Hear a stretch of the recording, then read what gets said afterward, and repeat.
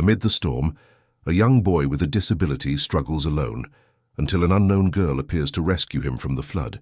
Moved by her courage, the billionaire offers her a chance at change, placing her in a school for gifted children. But the path is far from easy. As she adapts to this new world, she faces hostility from the billionaire's daughter, who sees her as a threat to one. The rain poured down on Hyde Park in London, turning the paths into small muddy streams. The sky, which moments before had been clear, now presented itself as a grey and menacing mass. It was in this setting that Leo, a 17-year-old confined to a wheelchair due to cerebral palsy, found himself completely alone and vulnerable. His eyes, deep and expressive, reflected the panic he felt as he realized that the wheels of his chair were sinking deeper and deeper into the forming mud. His cell phone lay a few feet away, impossible to reach. The deafening rain muffled his cries for help. People rushed past, shielding themselves as best they could from the sudden storm, completely ignoring the young man who struggled not to sink further. "Please, someone help me," he shouted, his voice almost inaudible amidst the downpour. A woman in a business suit walked past, looking at her watch, ignoring his plea. A man with an umbrella diverted his path, pretending not to see. A group of teenagers ran by, laughing at the chaotic situation without even noticing him. Leo began to feel despair take over his body. The water rose, his hands slipped on the muddy wheels, and the weight of his body seemed to push him further into the ground. It was then that he saw her, a scrawny girl, no more than 13, wearing a soaking wet public school uniform and worn-out sneakers. Her curly hair clung to her dark-skinned face, and her large eyes stared at him with determination. "Hold on!" she shouted, running towards him. The girl, who he would later learn was named Jane, did not hesitate. With a strength that seemed impossible for her frail body, she positioned herself behind the chair and began to push it, trying to pull it out of the mud. Her feet slipped, and her small hands gripped the chair's handles with all their might. "You can do it," Leo encouraged, trying to help as best he could. Jane did not reply. Her face, contorted by effort, showed fierce concentration. After several minutes of struggling against the mud and rain, she finally managed to move the chair to a paved area, where Leo would be safe. Are you okay?" she asked, panting, water streaming down her face. Leo, still trembling from the experience, merely nodded, unable to find words to express his gratitude. It was then that he noticed the girl's hands, scratched and covered in mud. "Your hands," he began. "It's nothing," she interrupted, shrugging. "My mum always says dirty hands mean honest work." An elderly gentleman who finally stopped to help retrieved Leo's phone, allowing him to call his parents. As they waited in the shelter of a closed park kiosk, Leo discovered that Jane lived in Brixton, one of London's largest and most vibrant districts, and that she was at the park because she had just left a nearby after-school tutoring class. "I love maths and science," she said, her eyes shining with an intelligence that contrasted with her simple clothes. "I want to be a scientist one day, you know? Discover things that help people like you." Leo smiled, admiring the girl's sincerity and determination. "I'm sure you'll succeed," he said. What neither of them realized was that not far away a man was observing the scene with interest.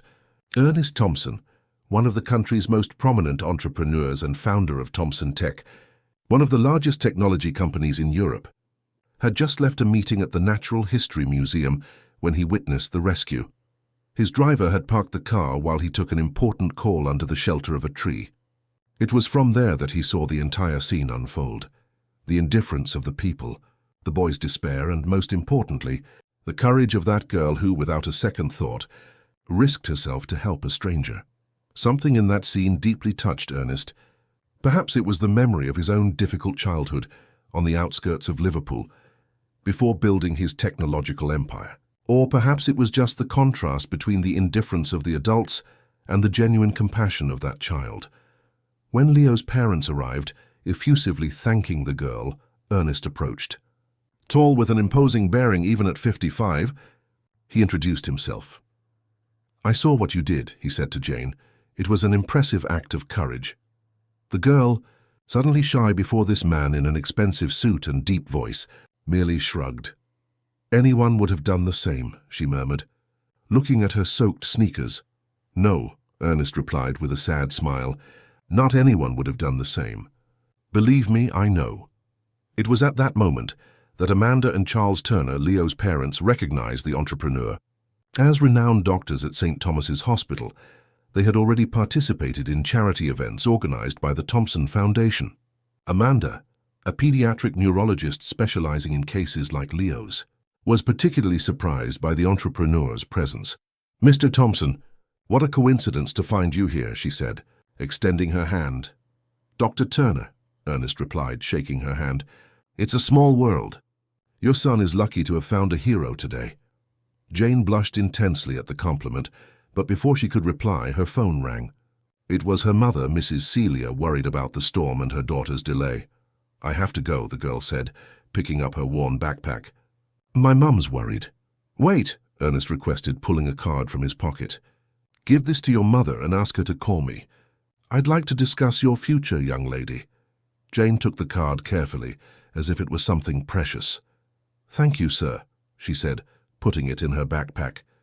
"But I have to go now." And just as suddenly as she had appeared, the girl vanished into the diminishing rain, leaving behind a group of impressed adults and a deeply grateful Leo. What none of them could have imagined was that this casual encounter on a stormy day would forever change the destiny of everyone involved.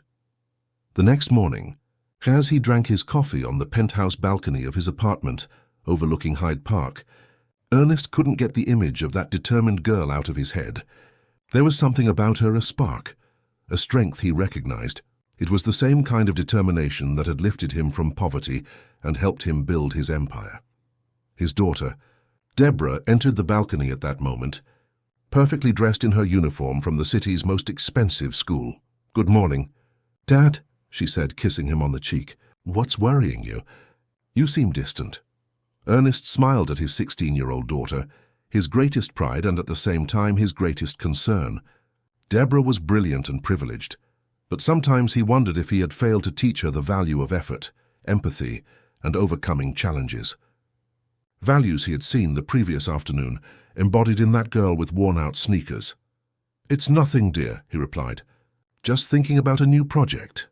Little did Deborah know that this project would involve a girl from Brixton who would soon enter her life like a hurricane, challenging everything she took for granted and exposing family secrets no one could imagine.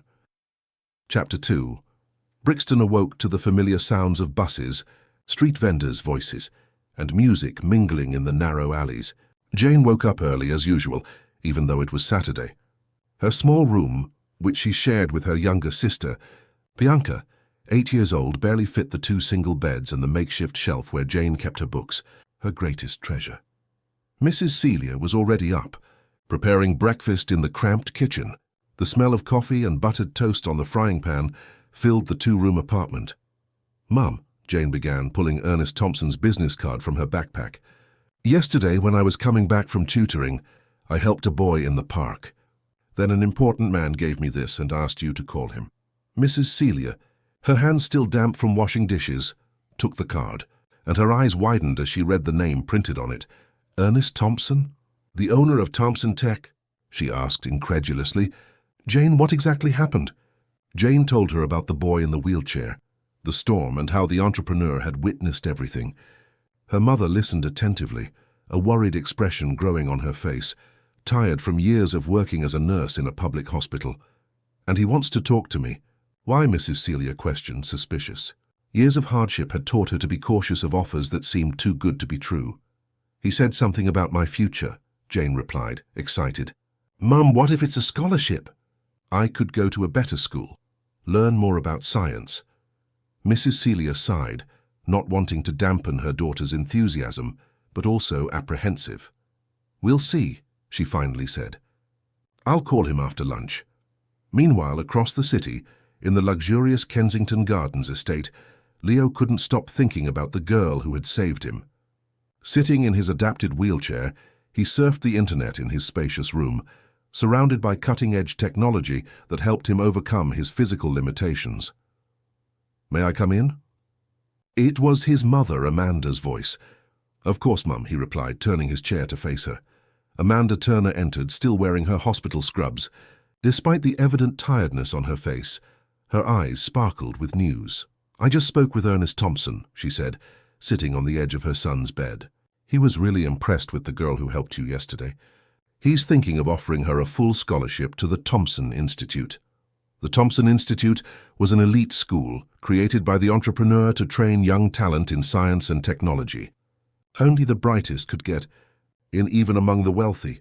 "That's amazing," Leo exclaimed, genuinely happy for the girl. "She deserves it.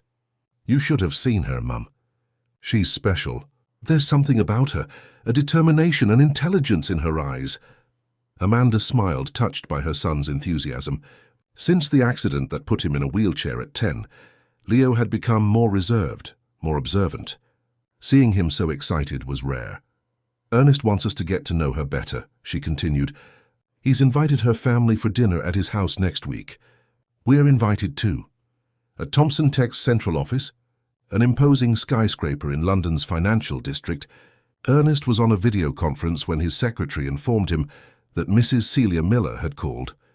He immediately asked for a few minutes and took the call. The conversation was brief but cordial. Ernest explained his interest in offering Jane a scholarship, impressed by the girl's attitude. Mrs. Celia, still suspicious but seeing a unique opportunity for her daughter, accepted the invitation to dinner at the entrepreneur's house the following Sunday. When Deborah Thompson learned about the dinner and the potential new scholar, her reaction was less than enthusiastic. Sitting in her immense bedroom closet, she was choosing clothes for a party while talking to her father. "A scholar? Seriously, Dad? And why do we have to have this dinner? Why not just give her the scholarship and be done with it?" she asked, not hiding her displeasure. "Deborah, this girl showed a character that is rare nowadays," Ernest explained, trying to contain his irritation at his daughter's attitude. "She deserves not only the scholarship, but also our respect. And remember, it was thanks to a scholarship that your grandfather was able to study and start what we have today." "Whatever," Deborah replied, rolling her eyes. "Just don't expect me to play hostess for people from Brixton."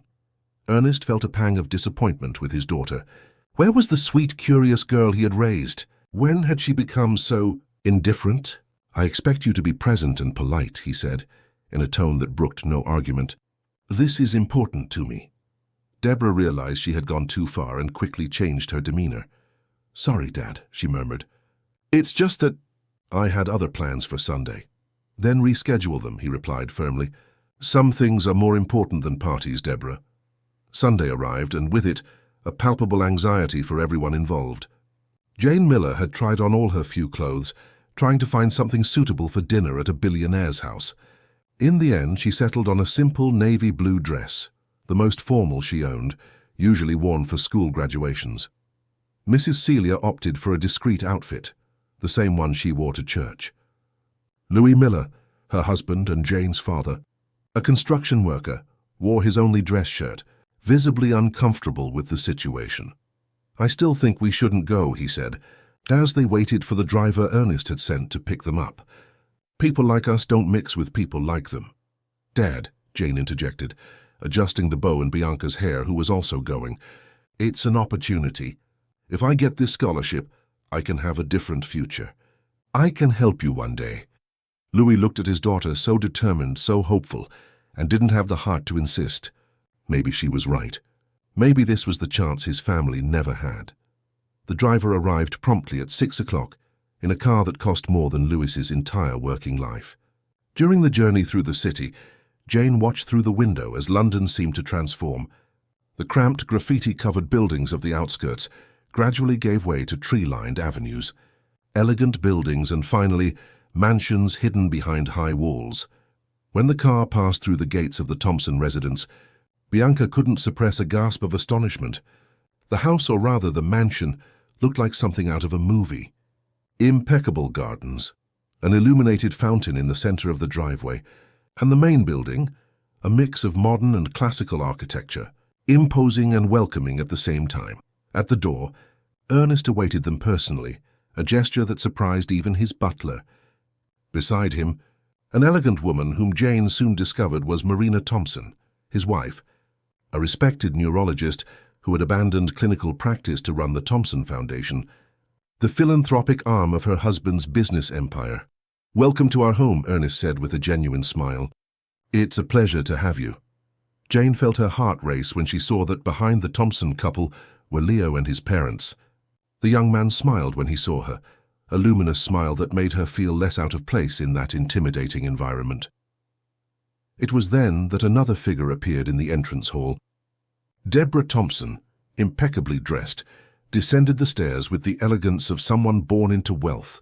Her eyes met Jane's, and for a moment, something akin to hostility flashed in them. But it was so quick that Jane thought she had imagined it. "Hello," Deborah said with a smile that didn't reach her eyes. "You must be Jane. My father can't stop talking about you." Dinner was served in the immense dining room with dishes Jane had never seen or tasted. While Louis seemed increasingly uncomfortable, and Bianca couldn't hide her dazzlement, Mrs. Celia maintained a dignified posture, conversing politely with Marina about hospital work. It was during dessert that Ernest finally addressed the main topic of the evening. "Jane," he began, capturing everyone's attention at the table. "After getting to know your story better and speaking with your current teachers, I am even more convinced that you are exactly the kind of person the Thompson Institute looks for. I would like to offer you not only a full scholarship, but also a place in the Foundation's Young Scientist program." The Young Scientist program was known for training some of the brightest minds in the country. Its participants had access not only to the best education, but also to laboratories, mentors, and opportunities that few young people in the UK could dream of. Jane tried to respond, but emotion blocked her voice. She looked at her parents, seeking support. "It's a generous offer," Mrs. Celia said cautiously. "But how would it work? Our home is far from the Institute." "Actually," Marina interjected, "the program includes accommodation on campus during the week. Jane would stay in the female dormitory, under supervision, and could return home on weekends." Louis frowned, clearly uncomfortable with the idea of his daughter living away from home. "It's a lot of change all at once," he murmured. "I understand your concern," Ernest said. "That's why I'd like to make another proposal." Everyone at the table looked at him, curious. "Recently, I acquired a residential building near the Institute to accommodate families of Foundation patients. There's an apartment available there. If you accept, I'd like to offer that space to your family free of charge during the period Jane is in the program." The silence that followed was heavy. Louis seemed about to refuse immediately, his pride wounded by the offer which, despite being generous, sounded like charity. Mrs. Celia stared at her plate, torn between the opportunity for her daughter and the discomfort of the situation. It was Jane who broke the silence. "Why are you doing all this for me?" she asked Ernest directly, her eyes showing not only gratitude but also sharp curiosity. Ernest smiled, appreciating the girl's frankness. "Because talents like yours are rare, Jane, and because many years ago someone believed in me when I had nothing. Now it's my turn to give back." What no one at the table noticed was the exchanged glance between Marina and Mrs. Celia, a quick look laden with a long-shared secret. A secret that, if revealed, would forever change the course of that seemingly simple story of generosity and opportunity. Chapter 3. 3 weeks later, Jane Miller's family moved into the apartment near the Thompson Institute. It was a modest space, but infinitely more comfortable than their old residence in Brixton. 2 bedrooms, spacious living room and kitchen, bathroom with constant hot water, luxuries they had never experienced before. Louis was still uncomfortable with the situation. During the move, he remained silent, carrying the few boxes with the family's belongings with a closed expression. For a man who had spent his life building other people's homes, accepting charity was a blow to his pride. "Dad," Jane said, placing her hand on his shoulder as they arranged the small bookshelf in the living room. "I know this is hard for you." Louis sighed, looking at his daughter. At 13, Jane already showed a maturity that sometimes frightened him. "It's not for me, daughter," he finally replied. "It's for you. I'm afraid of what this new world might do to you. I'm afraid you'll change." "I'll never change, Dad," she promised, hugging him. "I'll never forget where I came from or who I am." The next day, Jane began her studies at the Thompson Institute. The campus was an impressive complex, with modern buildings, laboratories equipped with cutting-edge technology, and carefully planned green areas. On her first day, she was introduced to her mentor, Dr. Eliza Maxwell, a respected scientist in the field of biotechnology. "Ernest has told me a lot about you," said Dr. Maxwell, a middle-aged woman with kind eyes behind thick-rimmed glasses. "He rarely gets this enthusiastic about new students." "I still don't understand why he cares so much about me," Jane admitted, as they were introduced to the laboratory where she would have practical classes. "Perhaps because he sees something in you that he himself had when he was young," her mentor replied with an enigmatic smile. "A spark." As the days passed, Jane found herself immersed in a world of knowledge she had always dreamed of. Molecular biology, quantum physics, robotics, subjects that once seemed distant were now within her reach. Her teachers quickly noticed her exceptional talent, especially for someone with such limited prior academic background. Despite her exemplary academic integration, the same could not be said for her social integration. The other students, mostly children of London's elite, kept their distance. Some out of prejudice, others out of simple ignorance of how to interact with someone from such a different reality. Deborah Thompson, in particular, seemed determined to make it clear that Jane did not belong there. In the classes they shared, she made a point of sitting far away and, when forced to interact in group work, maintained a condescending tone that hurt more than direct insults. "Don't mind her," said Leo, who often visited the campus to use the adapted library for people with disabilities. "Deborah has always been like that with anyone she sees as a threat." "A threat?" Jane laughed, incredulous, as the two shared a snack in the cafeteria. "How could I be a threat to her? She has everything: money, status, beauty." "But her father is clearly impressed with you," Leo observed. "And for Deborah, Mr. Thompson's attention has always been the most precious and hardest thing to win." Jane reflected on this as she walked home that afternoon. It was true that Ernest showed a special interest in her progress. Weekly, he asked teachers for reports on her performance and occasionally invited her to lunches to discuss her academic interests. It was almost paternal, something she found strange considering they barely knew each other. When she arrived at the apartment, she found Mrs. Celia sitting in the living room with a worried expression. Beside her, an open envelope. "What's wrong, Mum?" Jane asked, setting her backpack aside. "A letter arrived from our old building in Brixton," her mother replied, her voice trembling. "There was a fire there last night. No one was seriously injured, but the building is practically destroyed." Jane felt the impact of the news like a punch to the stomach. That building, however simple, had been her home all her life. There were her memories, her first steps, her first discoveries. "And our neighbors, Mrs. Mary, Mr. Anthony?" she asked, thinking of the elderly people who lived on the upper floors. "They're all fine physically," Celia replied. "But they lost everything, Jane, everything." The two fell silent, absorbing what could have happened if they were still there. If it weren't for Ernest Thompson, for that encounter in the park. "It's like fate pulled us out of there just in time," Mrs. Celia murmured, almost to herself. That night during dinner, Louis seemed more thoughtful than usual. When Bianca and Jane went to their rooms, he finally expressed what was bothering him. "Don't you think it's strange, Celia?" he asked softly. "This fire just now? Just after we left there?" "What are you implying, Louis?" Mrs. Celia frowned, her voice tense. "I don't know, maybe it's not a coincidence. This Thompson fellow appears out of nowhere, offers us all this, and soon after our old building catches fire. Are you suggesting Ernest Thompson would have something to do with it?" Celia seemed incredulous. "Why would he do something like that?" "I don't know," Louis admitted. "But rich people like that, they have their motives." "They always do." What the couple didn't know was that Jane, returning to the living room to fetch a forgotten book, had overheard part of the conversation. The idea that Ernest could be somehow involved with the fire seemed absurd. However, the doubt planted by her father now germinated in her curious mind. The next day, while working on a project in the laboratory, Jane was surprised by a visit from Marina Thompson. The woman, always elegant in her impeccable suits, rarely appeared at the institute. "Jane, can we talk for a moment?"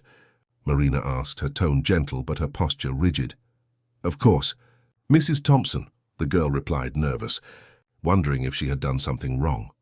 They walked to a small internal garden, where Marina indicated a bench under a blossoming tree. "We heard about the fire in your old building," Marina began. "I'm so sorry about what happened." "Thank you," Jane murmured. "Fortunately, no one was seriously injured." "Yes, that's the most important thing," Marina paused as if carefully choosing her next words. Jane, I know it must be strange for you. All this sudden change in your life. The scholarship, the apartment, Ernest's attention. Jane just nodded, unsure where the conversation was going. I want you to know that Ernest has genuine reasons to help you, Marina continued. He sees extraordinary potential in you. But why me? The question escaped before Jane could stop it.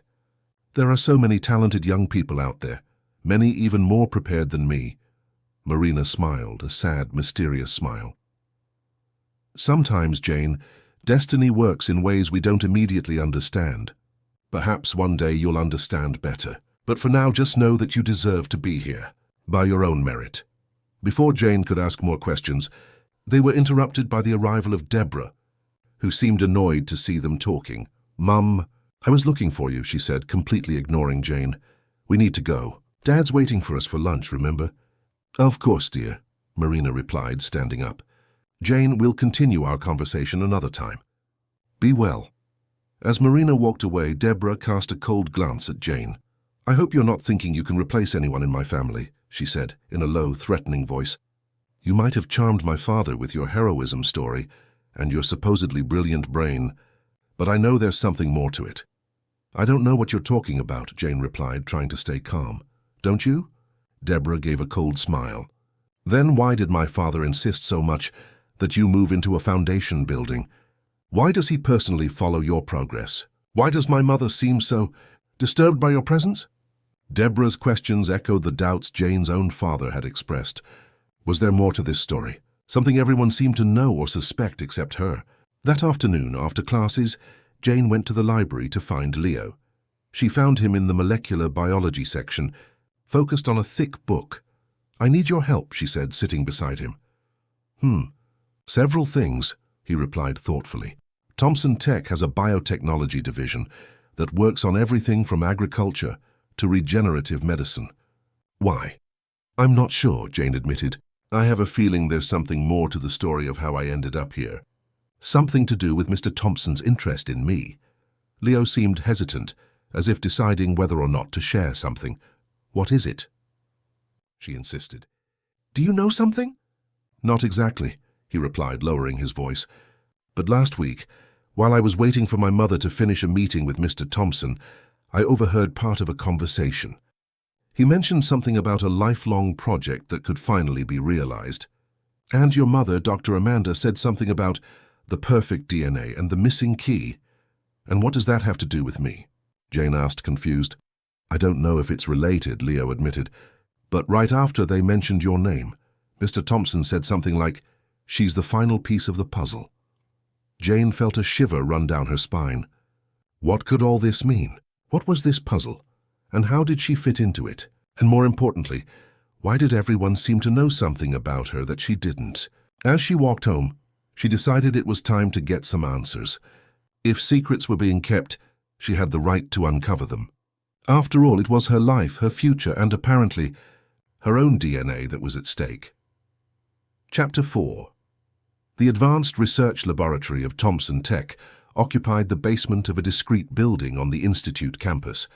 Unlike other facilities, open to students and visitors, this space was restricted only to the company's most senior scientists.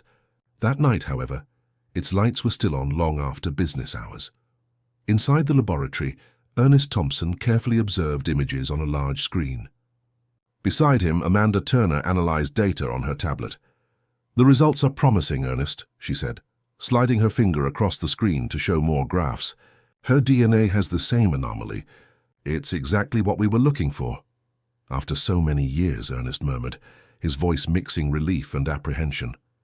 We finally found it. The question is, Charles Turner, Amanda's husband, interjected, entering the room with a folder of documents. How are we going to explain this to her? Jane is young, but she's not naive. She's already asking questions. And Celia, Ernest asked. Does she know? Amanda shook her head. From what I understand, no. The project was confidential. Even the participants didn't know exactly what they were contributing to. Ernest sighed deeply, running a hand through his grey hair. I never imagined we'd find the answer this way, in a girl who saved Leo by pure chance.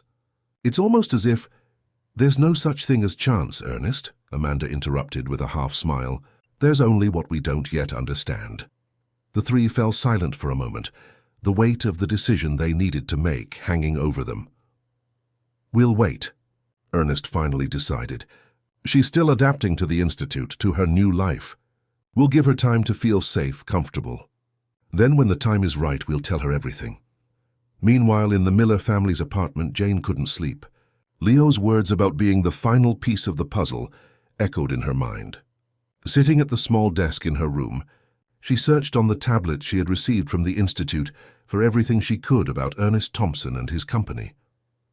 Thompson Tech had started as a small software company 30 years ago, founded by Ernest when he was still a young programmer. Over the decades, it diversified into hardware, artificial intelligence, and more recently, biotechnology.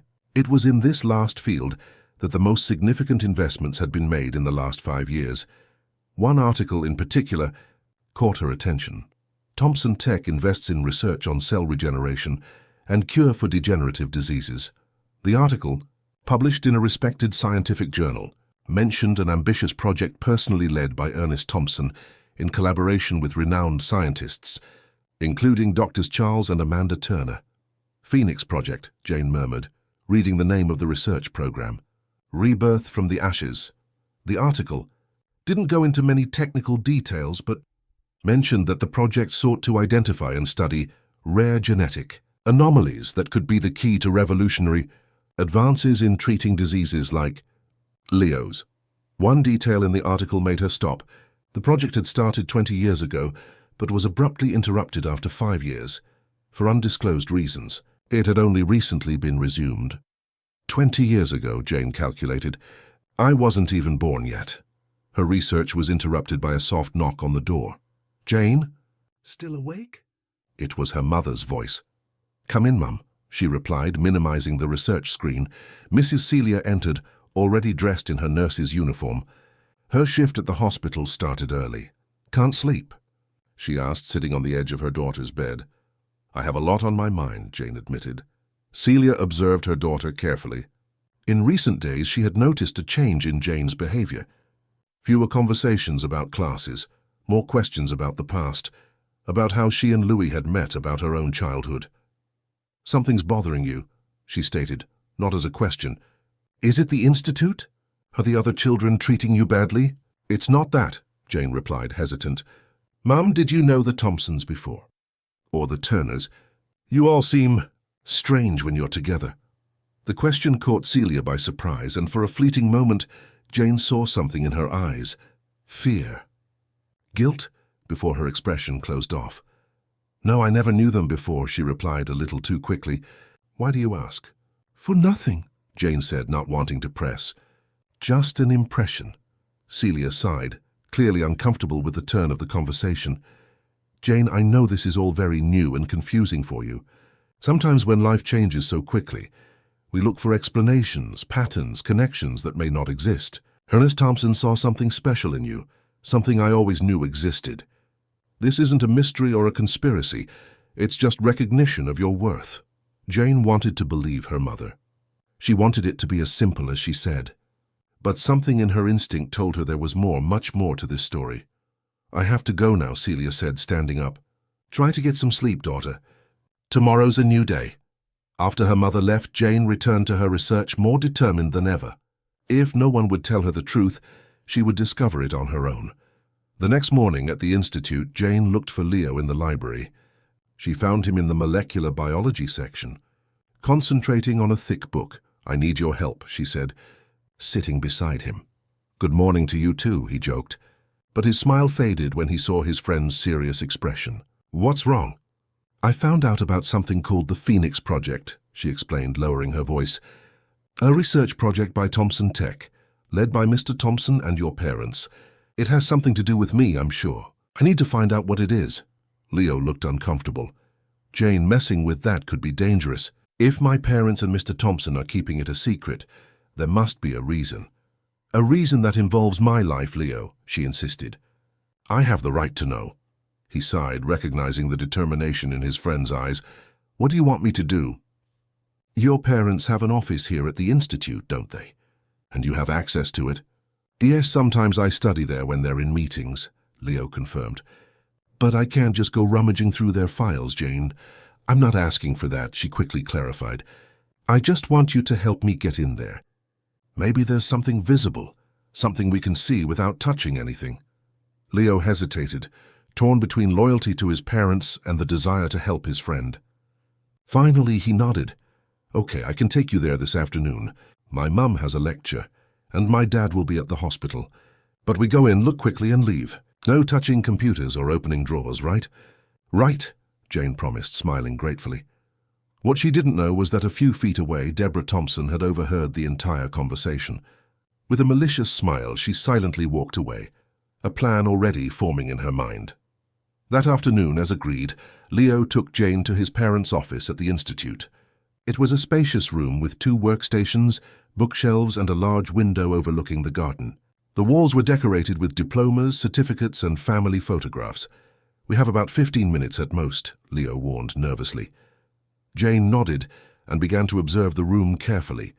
On the shelves, books on medicine, biology, genetics, nothing surprising for 2 research doctors. On Amanda's desk, organized folders, a turned-off computer, photo frames with pictures of Leo. It was one of these photos that caught her attention. It showed a younger Leo, perhaps 8 or 9, before the accident that put him in a wheelchair. Beside him, his parents and Ernest and Marina Thompson, all smiling in front of a building she didn't recognize. Was your family always close to the Thompsons? She asked, showing the photo to Leo. Yes, since before I was born, he replied. My parents met Mr. Thompson during university. They were research partners for years. Jane continued her inspection, now focused on Charles Turner's desk. It was then that she noticed an open file, partially covered by other documents. Only a small part was visible, but the heading was clear: Phoenix Project Final Phase. Carefully, so as not to disturb the papers, she leaned in to read what she could see. Confirms that subject J possesses the sought-after genetic anomaly. The code present in her DNA is identical to that of the original Project Beta sample from 15 years ago. With the Ethical Committee's approval, we can proceed to the next phase, which when the rest was covered. Subject J? Could it be her? And what was Project Beta? Leo, look at this, she called, pointing to the document. Before he could respond, they heard voices in the corridor, approaching quickly. I still think we should tell her, Charles. She has the right to know. It was Amanda Turner's voice. And we will tell her, Amanda. But at the right time. Charles Turner. Leo and Jane exchanged panicked glances. There was no time to leave without being seen. Quick, behind the door, Leo whispered, maneuvering his chair to a less visible corner. Jane barely had time to hide when the door opened and Dr. Turner entered, still talking. The problem is Ernest wants to speed everything up, Amanda continued, closing the door. He's been obsessed with this project for decades, and now that we've found Jane, he wants immediate results.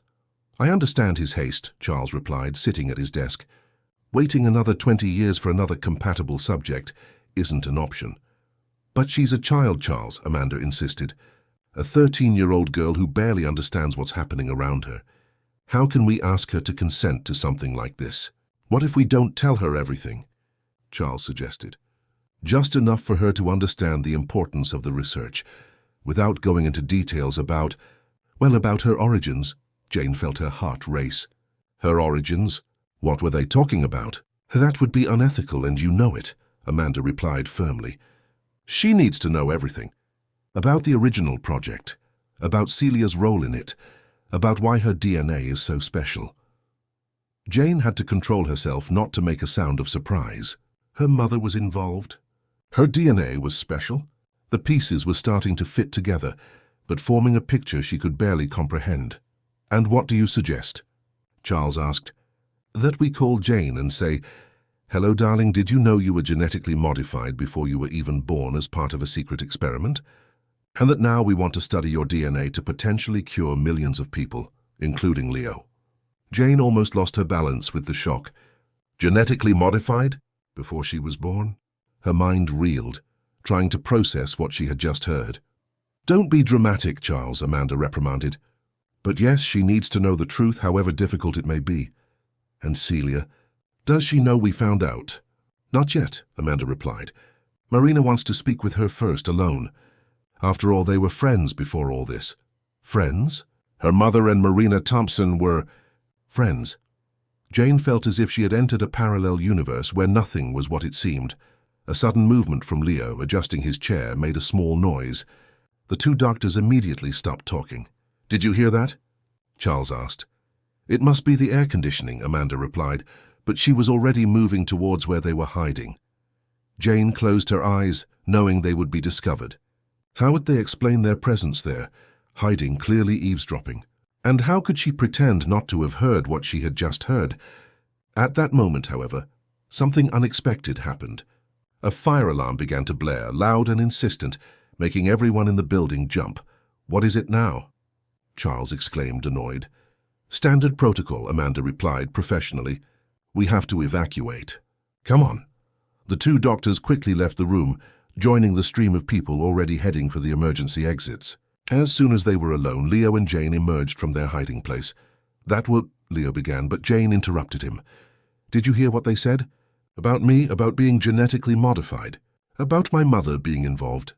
"I heard," he confirmed, visibly disturbed. "Jane, I swear I didn't know any of this." "I believe you," she said, still trying to organize her thoughts. "But now I know I was right. There's something much bigger going on here." When they finally went out into the courtyard, joining the other evacuated students and staff, Jane spotted Deborah on the other side, watching her with a satisfied smile.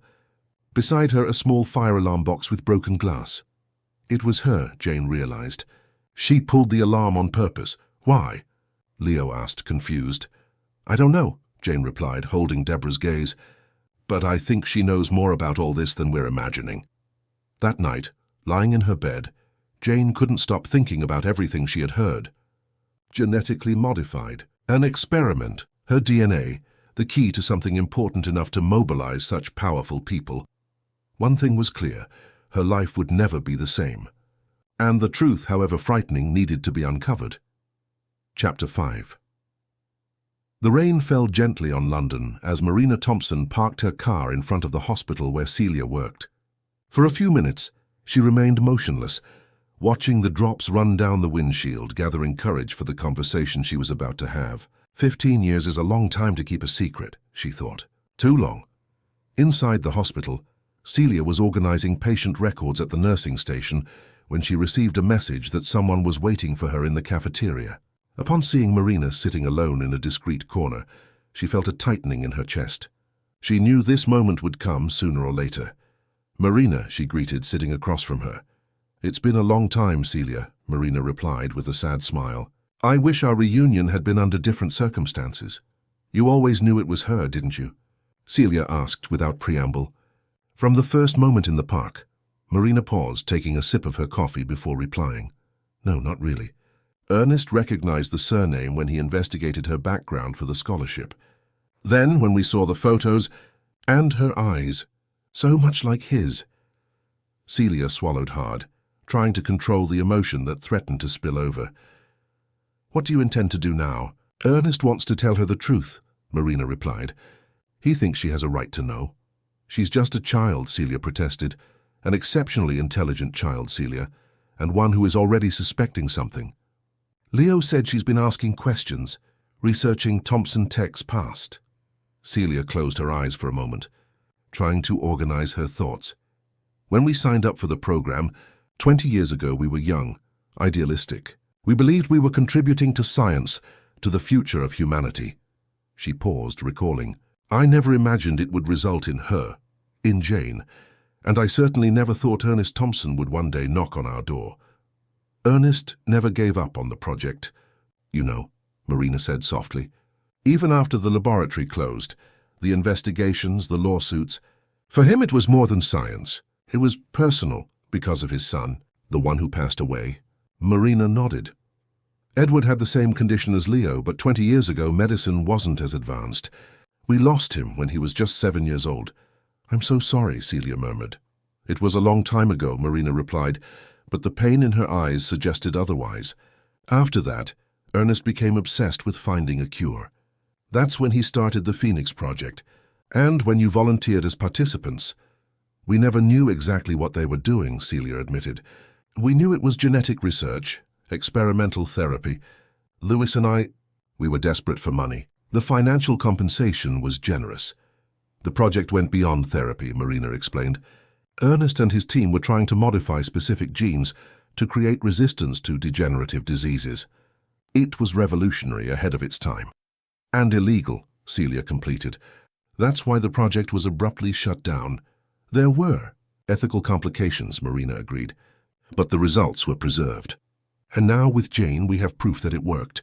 Her DNA contains the modifications that were made to the embryo. She is literally immune to dozens of degenerative conditions, including the one that affects Leo. And you want to use her as a guinea pig, Celia concluded, her voice hardening. No, Celia.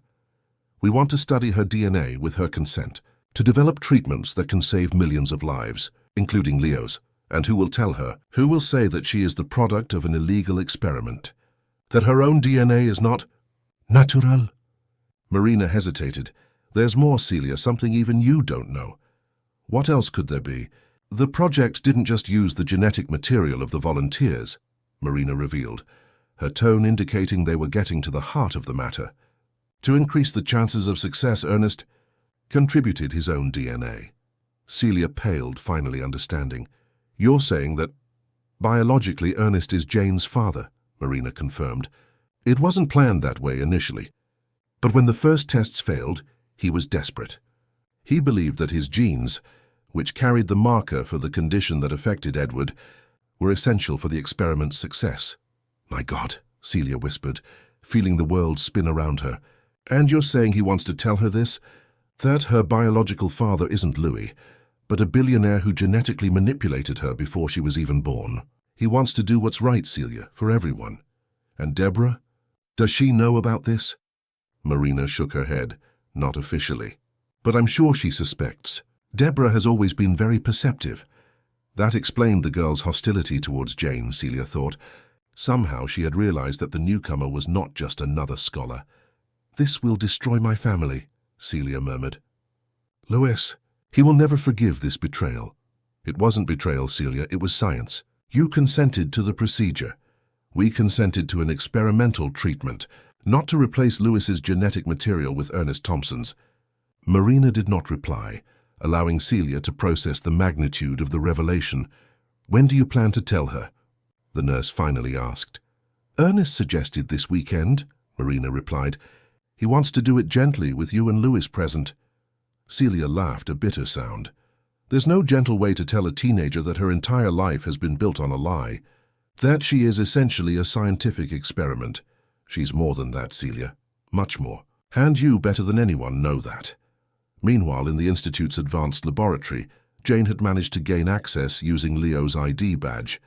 It was risky, she knew, but after what she had heard in the Turner's office, she needed concrete answers. The laboratory was deserted at that hour of the night. Only the emergency lights illuminated the sophisticated environment, filled with state-of-the-art equipment. Jane moved silently between the benches, looking for anything related to the Phoenix project. It was at a computer terminal that she found what she was looking for. The lock screen displayed the project logo, a stylized phoenix emerging from digital ashes.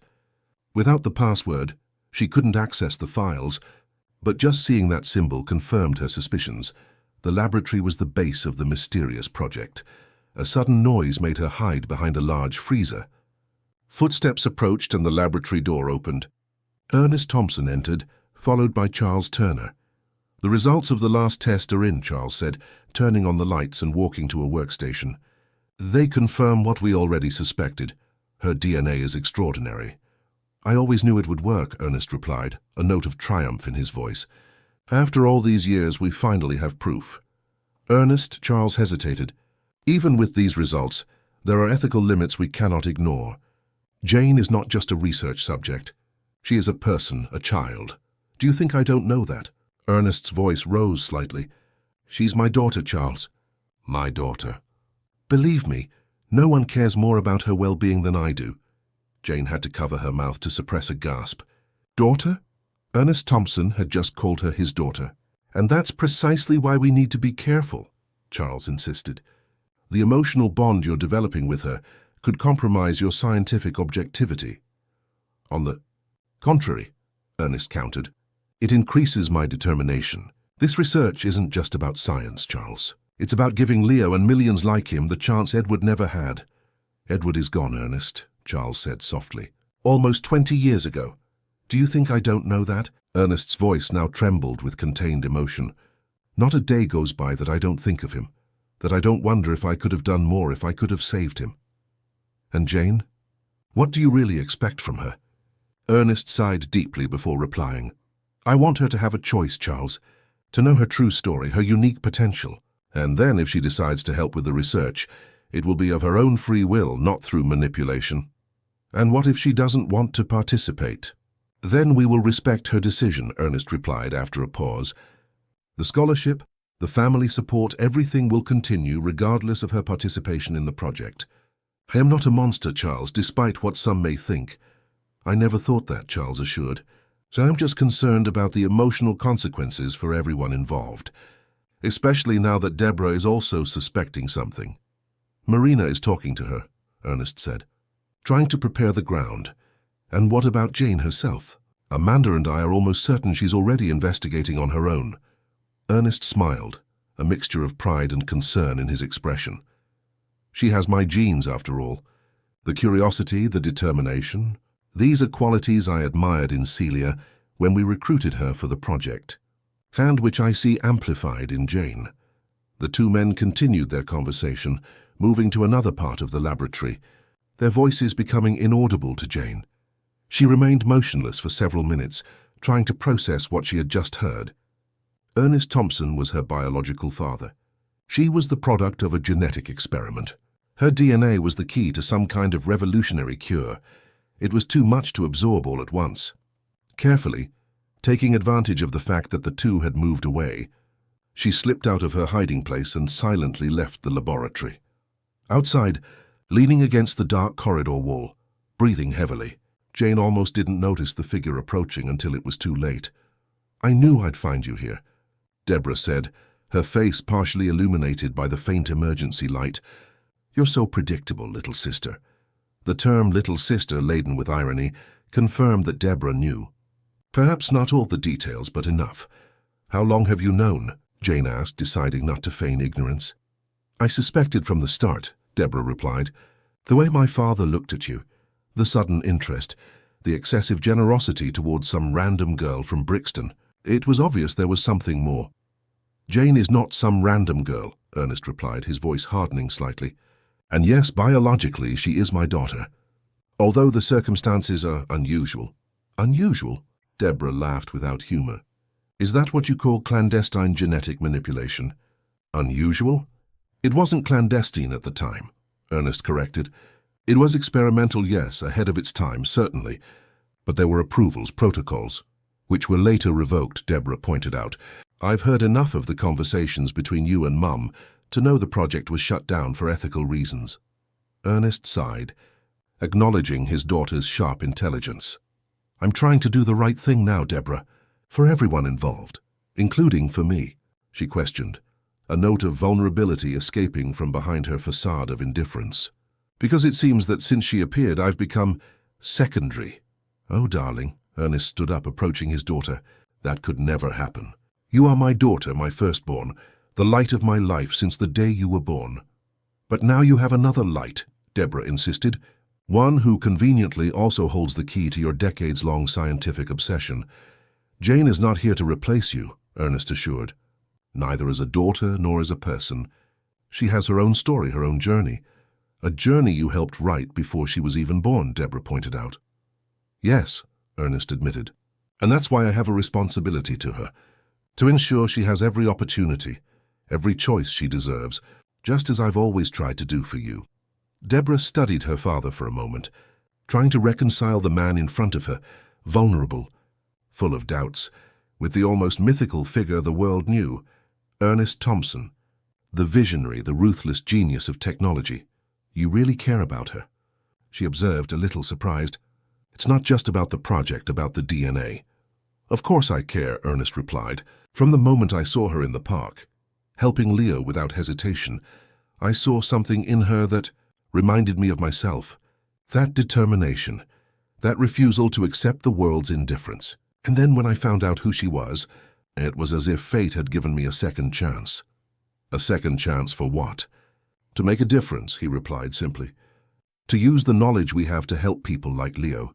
To complete the work I started so long ago, inspired by the loss of your brother. At the mention of Edward, Ernest realized he had made a mistake. Deborah's face instantly hardened. Oh, of course, she said bitterly. Edward, the perfect son you lost. The one whose ghost has hung over my entire life, making nothing I achieved ever enough. Deborah, that's not fair. Not fair? She interrupted, her voice rising. Do you know what's not fair, Dad? Growing up trying to fill the void left by someone I never knew. Always feeling that no matter how hard I try, I'll never be the child you lost. I never expected you to be Edward, Ernest protested. You are different people with different paths. And now you have Jane, Deborah continued, as if she hadn't heard him. The perfect experiment, the daughter who not only carries your genes, but also the cure you've always sought. How can I compete with that? It's not a competition, daughter, Ernest said gently. It never was. Deborah took a deep breath, trying to control the emotions that threatened to spill over. The dinner on Saturday, she said finally. Do you still plan to make the big announcement? If Jane and her family agree to come, yes, Ernest replied. It's time to end the secrets, to lay everything bare. For all of us. And then, what happens to our family? Our family will be what it always was, Ernest assured. You, me, your mother. The fact that Jane exists doesn't change that. But it changes everything else, Deborah pointed out. The company, the institute, the Thompson legacy. Suddenly there's another heir in the picture.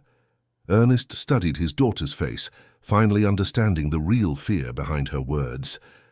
Is that what worries you? The inheritance. The future control of Thompson Tech.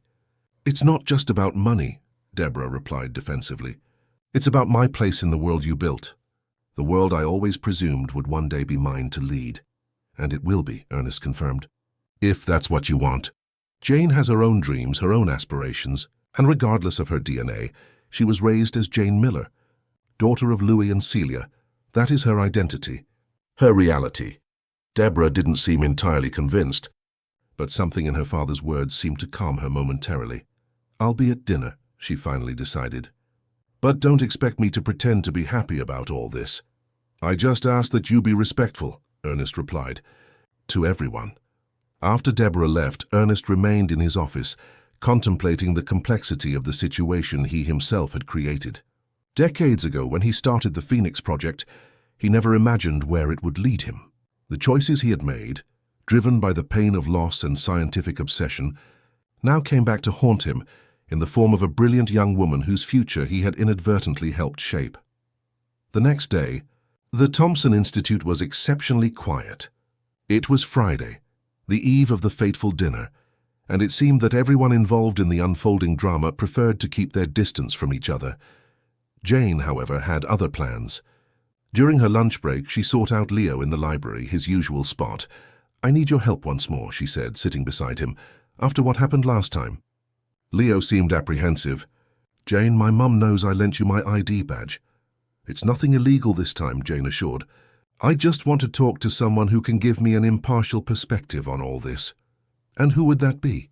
Dr. Eliza Maxwell, my mentor in the Young Scientists program. Leo considered for a moment. Do you think she knows about the project? I'm almost certain, Jane replied. She's worked at Thompson Tech for decades. She's one of the most respected scientists in the company. And she's always treated me specially, as if she knew something about me that I didn't. And what do you expect her to tell you? The scientific truth, Jane replied. Without emotion, without manipulation. I want to understand exactly what they did, what's so special about my DNA and what the real implications are for me and for people like you. Leo nodded, understanding. Do you think Dr. Maxwell will speak openly with you? I don't know, Jane admitted, but I have to try. Before tomorrow's dinner, I want to be armed with knowledge. I don't want to be manipulated again, emotionally or in any other way. I'll go with you, Leo decided. 2 heads are better than one. Dr. Maxwell's laboratory was on the 3rd floor of the Institute's main building. Unlike the secret laboratory Jane had clandestinely visited, this was an open space where advanced students often did internships. When Jane and Leo arrived, They found the scientist alone, analyzing something under an advanced electron microscope. "Jane, Leo," she greeted without lifting her eyes from the equipment. "I was wondering when you'd show up." "You were expecting us?" Jane asked, surprised. "After the false fire alarm, your nocturnal visit to the restricted lab, and the whispers in the corridors." Eliza finally looked at them, a slight smile on her lips. "Let's just say I'd do the same in your shoes." "So you know," Jane concluded, "about me, about the project." "I do," Eliza confirmed. "In fact, I was one of the original scientists on the Phoenix project 20 years ago, one of the few who remained with the company after its closure." "And do you agree with what they did?" Leo asked directly. Eliza considered the question for a moment. "Science is rarely about agreeing or disagreeing, Leo. It's about seeking knowledge, understanding possibilities. But to answer your question, at the time I believed we were doing something revolutionary, something that could change the world for the better. Today," she paused, "today I understand that we crossed certain ethical lines that perhaps should not have been crossed." "What exactly did they do to my DNA?" Jane asked, getting straight to the point. "The full explanation would take hours, and a doctorate in genetics to be fully understood," Eliza replied. "But simply put, we identified certain genetic markers associated with degenerative diseases, like the one that affected Edward Thompson and currently affects Leo. Then, using a technology that was a precursor to what we now call gene editing, we modified those markers in the embryo that would become you, Jane." "For what?" "To create natural immunity to these conditions. Theoretically, your body is not only immune to dozens of degenerative diseases, but also contains the blueprints for this immunity in your DNA. And now they want to use my DNA to develop treatments," Jane concluded. "Precisely," Eliza confirmed. "With samples of your blood, tissues, stem cells, we could potentially develop genetic therapies that would revolutionize the treatment of conditions like Leo's." "And what would that require of me, exactly?" Jane asked. "Initially just periodic samples, later perhaps more invasive procedures depending on preliminary results." "Would it be painful?" The question came from Leo, his voice betraying his concern. "Some procedures could be uncomfortable," Eliza admitted, "but nothing that would put Jane at significant risk." "And what if I refuse?" Jane questioned. "Then the project will continue through other paths, slower and possibly less effective," Eliza replied. "No one will force you to do anything, Jane, not even Ernest. Even if that means delaying a potential cure for people like Leo." Eliza studied the young woman's face for a moment before replying. "Science always finds a way, Jane. Perhaps not as quickly, perhaps not as directly, but it does. The question you need to answer is, what role do you want to play in this journey?" Jane looked at Leo, seeing in his eyes the internal struggle he was waging, the desire for a cure, for a life without limitations, against the fear of seeing his friend suffer because of him. "I need to think," she said finally. "I need to understand all the implications, all the risks, and I need to make this decision with my family." "My entire family?" Eliza nodded, understanding. "That's fair," she said. "And whatever your doubts tomorrow at dinner, I'll be there too. As a scientist and as someone who genuinely cares about your well-being, Jane." As they left the laboratory, Jane and Leo remained silent for a few minutes, each absorbed in their own thoughts. "What are you going to do?" Leo finally asked. Jane sighed, looking out the corridor window at the Institute campus below, a world of possibilities, of knowledge, of scientific advancement that she had always dreamed of exploring. "I don't know yet," she replied honestly, "but whatever my decision, it will be based on what I believe is right. Not on what Ernest Thompson wants, not on what science demands, but on what my heart and my mind together tell me to do." Leo smiled, reaching out to hold her hand. "I'll be by your side." "Whatever your choice," he promised. As the sun set over London, families separated by secrets and united by destiny prepared for an encounter that would forever change the course of their lives. In the Thompson mansion, in the Turner home, in the Miller apartment, the same question hung in the air. What would tomorrow bring? Chapter 7. The day of the dinner arrived with an almost surreal calm.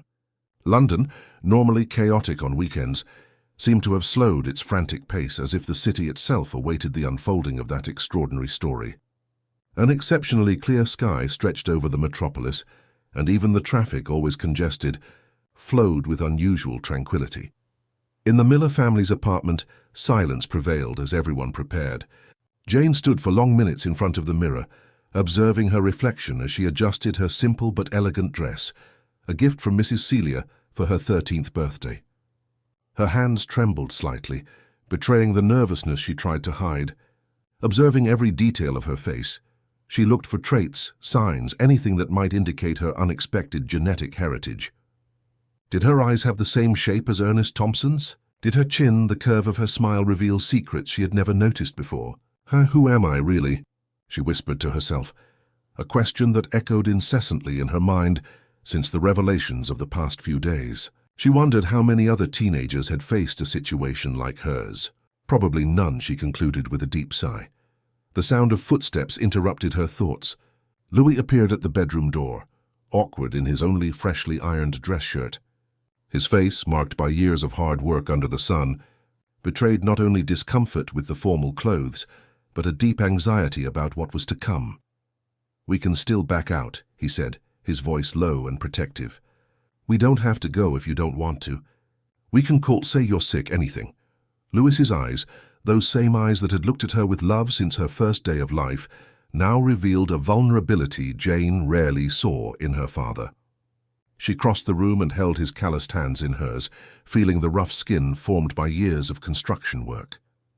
"We have to do this, Dad," she replied, with a surprising firmness even to herself. "For us, so we can move forward with no more secrets, no more doubts. We can't spend the rest of our lives hiding from the truth." Louis nodded slowly, resigned. Deep down he knew she was right, although his paternal instinct cried out to protect her from that unknown world that threatened to engulf her.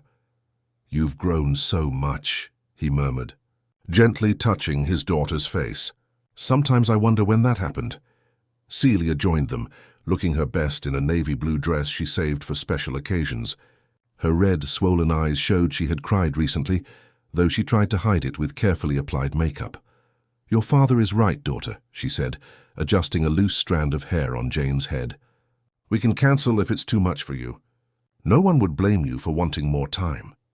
"It's not too much," Jane assured, with a maturity that surprised her parents. "I've spent the last few days researching, talking to people who know about the project, reading everything I could find about genetic manipulation and the Phoenix Project. I know what I'm facing. Or at least," she added with a slight smile, "I know enough to ask the right questions." Bianca, dressed in a pink dress with a ribbon in her hair, appeared at the bedroom door, observing the scene without fully understanding what was happening, but sensing the tension in the air as only children can. "Why is everyone so serious?" she asked innocently, twirling to show off her twirly dress.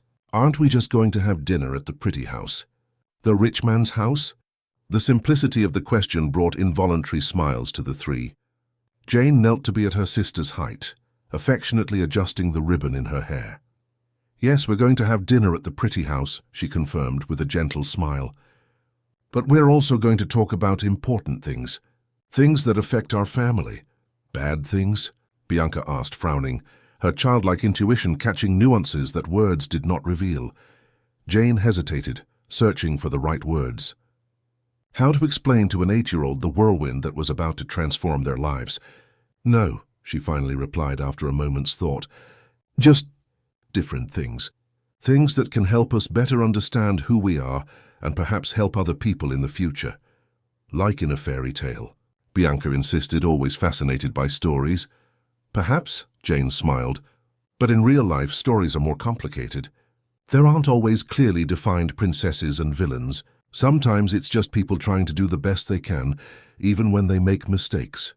The intercom rang, announcing the arrival of the car sent by Ernest.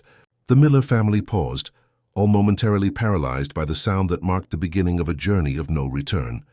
"Time to go," Celia said, taking a deep breath to find courage. The waiting car was a luxurious model, with tinted windows and a uniformed driver who opened the doors for them with a respectful bow. For Bianca, it was an exciting adventure, like entering a magical world. For the others, the imposing vehicle represented the distance between their worlds, the socio-economic abyss that separated the Millers from the Thompsons, regardless of the newly discovered biological ties. During the journey, each member of the Miller family seemed absorbed in their own thoughts, mentally preparing for what was to come. Louis looked out the window, watching the city gradually transform. The simple graffiti-covered buildings giving way to luxury condominiums, carefully planned green areas, wider and cleaner streets. It was like crossing not only geographical spaces, but different social realities coexisting in the same city. Jane noticed that her mother clutched a small rosary between her fingers, silently moving her lips in prayer. It was unusual to see Celia resort to religion so overtly, which revealed the depth of her concern. When the car finally passed through the imposing gates of the Thompson mansion, even Jane, who had been there before, was impressed again by the opulence of the place. Impeccable gardens stretched everywhere, illuminated by strategically placed lights that created an almost ethereal atmosphere. The main building, an elegant mix of modern and classical architecture, stood as a monument to power and wealth. At the entrance, Ernest awaited them personally, a gesture that surprised Jane. Dressed in an impeccably cut suit, he seemed simultaneously imposing and vulnerable, the powerful entrepreneur visibly nervous, something rare for a man known for his control and coldness in business. "Thank you for coming," he said, extending his hand first to Louis, in a gesture of respect that did not go unnoticed. "It means a lot to me, to all of us." Louis hesitated briefly before accepting the handshake, his face a mask of controlled dignity. The greeting between the two men, one who had raised Jane with love, the other who had inadvertently given her life, carried the weight of colliding worlds. In the living room, decorated with original artworks and furniture that Jane suspected cost more than everything her family owned, the rest of the guests were already waiting. Marina Thompson, elegant in a pearl grey dress, maintained an impressive composure despite the palpable tension. Deborah, uncomfortably formal in a black dress that accentuated her pallor, cast alternating glances between Jane and her father. The full Turner family, Amanda, Charles and Leo, the latter offering a discreet smile of encouragement to Jane, and to her surprise Dr. Eliza Maxwell, her mentor at the Institute.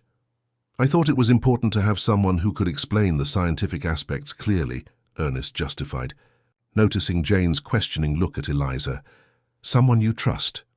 The initial greetings were marked by an almost painful formality, polite phrases exchanged like small change, while the elephant in the room, the revelations about Jane, the project, the biological connection, remained momentarily unmentioned. Bianca, fortunately oblivious to the tension, openly admired the luxurious decor, making innocent comments about the paintings and sculptures that occasionally elicited nervous smiles from those present. Moments of relief amidst the growing tension. A butler announced that dinner would be served in 15 minutes, offering non-alcoholic drinks to the guests. Jane noticed how her mother, normally at ease in any environment thanks to her experience as a nurse, now seemed out of place, unsure how to properly hold the crystal glass she had been offered. When everyone was seated in the spacious dining room, with its elegantly set table for 12, complete with 3 different types of cutlery, Ernest remained standing, clearly preparing for a carefully planned speech. Marina, beside him, discreetly placed a hand on his arm, an almost imperceptible gesture of support. The tension was almost palpable, like static electricity in the air before a storm. "Before we begin," Jane interjected, surprising everyone by standing up, "I would like to say something." Ernest hesitated, visibly unsettled by this unexpected deviation from the script he had probably prepared. After a brief moment, he nodded, granting her the floor with an elegant gesture. "I know why we are all here," Jane began, her voice firm despite the slight tremor in her hands, which she disguised by keeping them on the edge of the table. "I know about the Phoenix Project, about the genetic manipulation, about the modifications made even before my birth. I know about the role each of you played in this story, the scientists, the funders, the participants. And I know, Mr. Thompson," she paused briefly, looking directly into Ernest's eyes, "that biologically you are my father." The words hung in the air like suspended crystal, fragile and sharp. Stunned silence dominated the room. Louis kept his eyes fixed on the table, his fingers squeezing the napkin hard enough to whiten his knuckles, while Celia held his free hand, offering silent support. Deborah seemed almost pleased with the direction things were taking, the confrontation she expected finally happening, without the need for her intervention. Leo watched his friend with evident admiration, impressed by her courage. Ernest was visibly shocked, his normally composed face now revealing genuine surprise. "How—" He hesitated, searching for words. "How did you find out?" "Who told you?" "The most traditional way," Jane replied with a slight smile that didn't reach her eyes. "Investigating, asking questions, overhearing conversations not meant for my ears, connecting dots you left exposed. The same skills the Thompson Institute values so highly in its students." "Ironically." "Impressive," Ernest murmured, an involuntary spark of pride crossing his gaze, quickly replaced by a more restrained expression. "I am not here for accusations or resentments," Jane continued, surprising even her parents with her maturity. "The past is past. What was done cannot be undone. What matters now is understanding exactly what you expect of me and what I am willing to offer." Marina exchanged a surprised look with Amanda Turner. The maturity with which Jane handled the situation was remarkable for someone so young, especially considering the extraordinary circumstances. "You're right," Ernest agreed, recovering from the initial surprise and regaining control of the situation, as he was accustomed to doing in challenging business meetings. "We are here to discuss the future, not the past. And the truth is that your DNA, Jane, could be the key to revolutionary medical advances. Modifications we made that I authorized created in you a genetic resistance to dozens of degenerative diseases. To cure people like Leo," Jane completed, looking at her friend who returned an encouraging smile. "Exactly," Ernest confirmed, brightening as he spoke about the scientific aspect, clearly more comfortable on this ground than with the emotional complications of the situation. "Leo's condition, as well as the one that took my eldest son, Edward, are just two among dozens of degenerative diseases that could be treated with the therapies we would develop from your genetic material. We are talking about potentially helping millions of people around the world." "And what would that concretely require of me?" Jane asked, getting straight to the point with impressive objectivity. "No scientific euphemisms or vague promises. What exactly would you need me to do?" It was Dr. Eliza Maxwell who answered, naturally assuming the role of the voice of science, her presence bringing an element of familiarity and trust for Jane. "Initially, regular samples of blood, saliva, and other non-invasive tissues," she explained, with the didactic clarity that had made her such a valued mentor. "Constant monitoring of your vital signs, regular cognitive tests, and frequent medical follow-ups.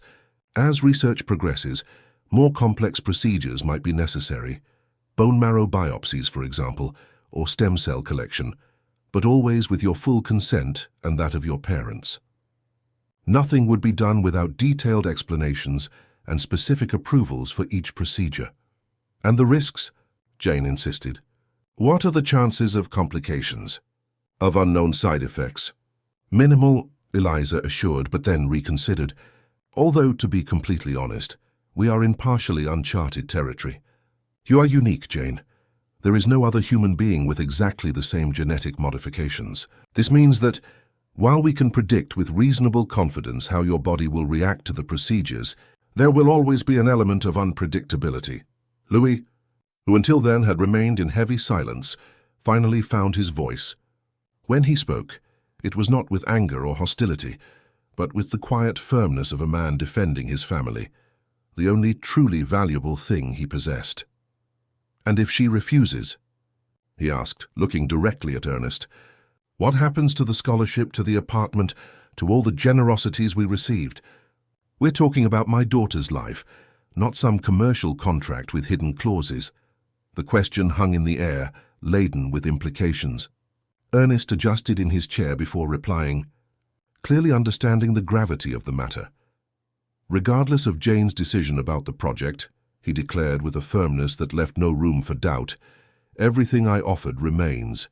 The scholarship at the Institute, the apartment for the family, they are hers by right, not conditional on her participation in the research." "By right?" Louis questioned, with a hint of bitterness he couldn't completely disguise. "What right would that be exactly?" "The right to have been part of an experiment without truly informed consent. The right to discover at 13 that her entire life was built on a lie. A daughter's right, Ernest replied without hesitation, directly meeting Lewis's accusing gaze. Biologically, Jane carries my genes. Legally, that would give me certain rights. I could, if I wished, initiate a paternity suit, with all the legal implications that would entail. Celia visibly paled at this possibility, and Jane felt a shiver run down her spine. The idea of being legally disputed, like an object of value, was disturbing. But, Ernest continued, softening his tone, I am not interested in legal disputes or interfering with the upbringing you and Celia gave her. You are Jane's parents in every sense that truly matters. I only want to offer the opportunities I can provide, such as education, access to resources, and yes, the chance to be part of something truly revolutionary in medicine. And what do you gain from this? Celia asked, finally breaking her silence, her voice calm but piercing. Besides the DNA for your experiments, what does Ernest Thompson, the man behind the billionaire, truly seek in this equation? The question seemed to hit Ernest at a vulnerable point, as if Celia had inadvertently touched an still open wound. Before he could formulate an answer, it was Marina who spoke, surprising everyone with her frankness. A chance at redemption, she said, looking at her husband with a mixture of understanding and sadness accumulated over years. After we lost Edward, Ernest blamed himself for years. He incessantly questioned whether he could have done more, found a cure in time, saved our son. The research, the search for a cure, it became his obsession, his way of making sense of the loss, of transforming that agonizing pain into something productive, something that could prevent other families from going through the same suffering. I am not seeking redemption, Ernest protested, visibly uncomfortable with the emotional exposure, especially coming from his own wife. Not consciously, perhaps, Marina replied, with the gentleness of someone who deeply knows the other. But deep down, that's what it is. And there's nothing wrong with that, darling. We all seek ways to transform our pain into something meaningful, to find sense in suffering. You found it in science, in the Phoenix Project, in the possibility of saving other children. A reflective silence followed her words, each person in the room processing the layers of emotion and motivation Marina had exposed with such clarity. It was Deborah who broke the silence, her voice laden with an emotion repressed for so long that it now overflowed, impossible to contain. And where do I fit into this perfect family narrative? She asked, looking directly at Jane but clearly addressing her father. Am I just the substitute daughter, the one who was never enough to fill the void left by Edward? The imperfect heir who now has to compete not only with the ghost of a brother she never knew, but also with a sister who appeared out of nowhere, genetically modified to be… What, perfect? The successful experiment? The bitterness in her voice was palpable. Years of insecurity and doubt crystallized in every sharp word. Deborah, Marina warned, concerned about the direction the conversation was taking. But Ernest raised his hand, interrupting her. No. She has the right to express what she feels, he said, with surprising gentleness. And then turning to his daughter, he continued, You were never a substitute for anyone, Deborah, never. You are unique, irreplaceable. From the first moment I held you in my arms, still in the hospital, I knew you were a miracle in yourself, not a replacement for what we lost. Ernest paused, visibly emotional, something rare for a man known for his self-control. And I know I haven't always been the father you deserved, he admitted with painful honesty. I know that sometimes I got lost in my projects, in my obsessions, that perhaps I wasn't present in the moments you needed me most. But never, not for a moment did I stop loving you or being proud of who you are, of who you have become despite my failings as a father. Then why does she seem so important now? Deborah insisted, pointing at Jane, her voice betraying a vulnerability rarely seen in the normally self-assured young woman. Why all the fuss over her? Why the sudden obsession, the looks, the smiles of pride that were never directed at me, no matter how hard I tried? Because she is a part of me that I didn't even know existed, Ernest replied sincerely.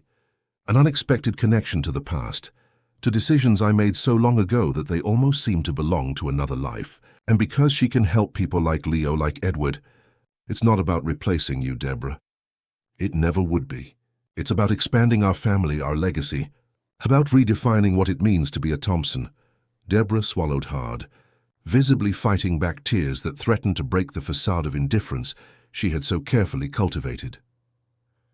"You're not really a family," she said finally, the words coming out almost as a whisper. "She was raised by other parents, has another life, another story. She doesn't share our memories, our traditions, our world. And that's why I'm not trying to claim her," Ernest explained, carefully choosing his words. "I'm not looking to replace Louis's role in her life, or insert Jane into our family dynamic, as if the last 13 years hadn't happened. Just to offer what I can, education, opportunities, and yes, the chance to be part of a project that can save lives, including Leo's," Amanda Turner completed, joining the conversation for the first time. Her professional tone barely disguised the underlying maternal emotion. "We are not just here as scientists or friends. We are here as parents of a child whose life could be transformed by this research. We understand better than anyone the weight of this decision, what is at stake." All eyes turned to Leo, who maintained a serene expression despite the tension around him. His wheelchair, positioned at one end of the table, seemed a silent reminder of what was truly under discussion.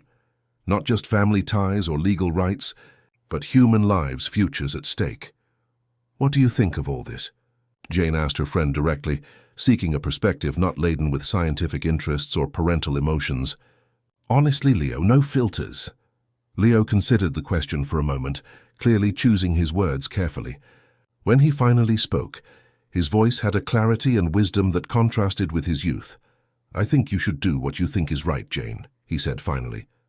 "Not for me, not for Mr. Thompson, not for science, but for yourself. For what you believe in, for what makes sense to your heart and your conscience. Even if it means delaying a potential cure for your condition," Jane pressed, needing to be sure he fully understood the implications. "Even so," Leo confirmed without hesitation, "because any advancement built on coercion or manipulation wouldn't truly be an advancement. It would just be another ethical mistake in a long chain of errors. And besides," he added with a small smile, "I've survived until now, haven't I? I can wait a little longer if necessary." His words seemed to touch something deep in everyone present. For a moment, the tension in the room lessened, replaced by a silent understanding of the wisdom contained in the young man's words. It was as if, for a brief instant, everyone saw the situation through a clearer lens, stripped of emotional and scientific complications. Jane looked around the table, studying each face. Her parents, Louis and Celia, anxious but determined to support her regardless of her decision. Bianca, confused but curious, trying to comprehend the complexity of the situation with her childlike perspective. Ernest and Marina Thompson, a mixture of scientific hope and parental guilt in their gazes. Deborah, still suspicious but less hostile than before. The Turner family, especially Leo, offering silent support. And Dr. Eliza Maxwell, her mentor, representing the balance between science and ethics that Jane so admired. "Well," she finally said, taking a deep breath to calm her nerves, "after hearing all of you, I think I'm ready to make my decision." Everyone waited, the air seemingly freezing with anticipation. "I will participate in the research," she declared, surprising many. "But with conditions." Ernest's face lit up, a mixture of relief and scientific excitement he could barely disguise. Beside him, Marina seemed simultaneously happy and apprehensive, as if she understood the complex implications of that decision better than her husband. "What conditions?" Ernest asked, leaning slightly forward, his attention fully focused on Jane. "First," she began, with surprising confidence for someone her age, "everything will be documented, transparent, and supervised by an independent ethics committee. No more secret experiments, no more manipulations, no more information hidden from me or my parents. I want to see every report, understand every procedure, follow every step of the research involving my body, my DNA." "Absolutely," Ernest readily agreed, seeming almost relieved by this first condition. "In fact, we have already begun the submission process to the King's College Hospital Ethics Committee. The legal team is preparing all necessary documentation." "Second," Jane continued, holding up two fingers to emphasize her point, "my participation will be reviewed periodically, and I can withdraw my consent at any time, without consequences for me or my family. If at any point I feel that the procedures are too invasive, or if unexpected side effects arise, or even if I simply change my mind, I have the right to stop. Of course, Ernest agreed again without hesitation. That's standard in any ethical research protocol. You will have formal documents guaranteeing these rights, signed not only by me, but by the Thompson Tech Board and the Foundation. Third, Jane proceeded, now looking not only at Ernest, but at all the scientists present. Any treatment or cure developed from the research must be accessible to everyone who needs it, not just those who can afford it. No exclusive patents, no inaccessible medicines, no turning human suffering into corporate profit. This condition made Ernest hesitate momentarily, his eyes briefly darting to an indefinite point, as if mentally calculating the financial and commercial implications of such a commitment. Thompson Tech was, after all, a company with shareholders, profit expectations, fiscal responsibilities. But after a brief moment of reflection, he nodded with determination. The Thompson Foundation will guarantee this, he promised, his firm voice indicating a genuine commitment. We will create a specific program to disseminate treatments to those who cannot afford the costs. We will establish partnerships with public health systems, international NGOs, humanitarian organizations. This may reduce potential profits, but he paused significantly. Some things are more important than money. Amanda and Charles Turner exchanged approving glances, clearly impressed by Ernest's commitment. Jane noticed the reaction and realized that she had touched upon an important point. Perhaps this was a concern the scientists themselves had, but hesitated to vocalize to their powerful funder. And fourth, Jane concluded, now turning directly to face Deborah, I recognize that biologically I may be Ernest Thompson's daughter, but my father, the man who raised me, who loved me unconditionally, who taught me values and principles, is and always will be Lewis Miller. I am not interested in claiming the Thompson surname or any part of the inheritance or legacy associated with it. I don't want to be an heir to Thompson Tech. I don't want to appear in magazines as the billionaire's secret daughter. I just want to contribute to science and perhaps help people like Leo. This last condition seemed to catch Deborah by surprise. The hostility that had marked her face throughout the evening seemed to visibly lessen, replaced by something more complex. Not exactly acceptance, but at least the beginning of an understanding. She looked at Jane with a new expression, not of friendship, but of reluctant respect. That's generous of you, she commented finally, her voice carrying less venom than before. It's not generosity, Jane corrected, holding Deborah's gaze. It's honesty. I don't want to be someone I'm not. I am Jane Miller, daughter of Louis and Celia, sister of Bianca. I was born and raised in Brixton, went to public school. I know what it's like to wait hours in a hospital queue. I know what it's like to work from an early age to help the family. The fact that I carry Ernest Thompson's genes is a biological accident, not my identity. Louis, who until then had maintained a closed expression, emotionally protecting himself like someone preparing to lose something precious, finally visibly relaxed. A spark of pride lit up his tired eyes, and his chest expanded slightly, like someone finally breathing after holding their breath for too long. Celia squeezed his hand, a silent gesture of family unity that spoke more than any words could. As for you, Deborah, Jane continued, maintaining eye contact with the other young woman, I am not your rival. I don't want what is yours. I didn't come to take your place or divide your father's attention. We may not be sisters in the traditional sense, but we share something, and perhaps with time we can find common ground. Who knows, maybe even a friendship? The last word was uttered with genuine hesitation, almost like a question. Deborah didn't respond immediately, but something in her posture shifted, as if a weight had been partially lifted from her shoulders. The wall of hostility she had built seemed to have suffered a first crack. Who knows, she said finally, non-committally, but without the previous hostility. A small concession, but significant coming from someone who until moments ago saw Jane only as a threat. So it's decided, Ernest concluded, unable to disguise the emotion in his voice. His eyes shone, not only with the prospect of scientific advancement, but with something more human, more personal. The Phoenix Project will be resumed, with Jane as the principal volunteer, under the established conditions. There's still a practical aspect to be discussed, Dr. Eliza interjected, bringing an element of scientific pragmatism to the conversation. The initial procedures, the preliminary tests, the setting up of protocols. When can we start? After all the documentation is ready and approved by the ethics committee, Jane replied firmly. Nothing before that. Nothing without the total transparency I demanded as a condition. That could take a few weeks, Charles Turner observed, a slight tone of impatience in his voice, revealing the scientist eager to begin work. Weeks well spent to ensure everything is done correctly this time, Amanda replied, giving her husband a meaningful look before turning to Jane with approval. Science advances not only through experimentation, but also through ethical reflection. And I think we've had enough examples in history of where we can end up when we ignore the second element. With the main decisions made and the terms established, the tension in the room considerably lessened. Dinner could finally begin, the butler and staff silently entering to serve the first course.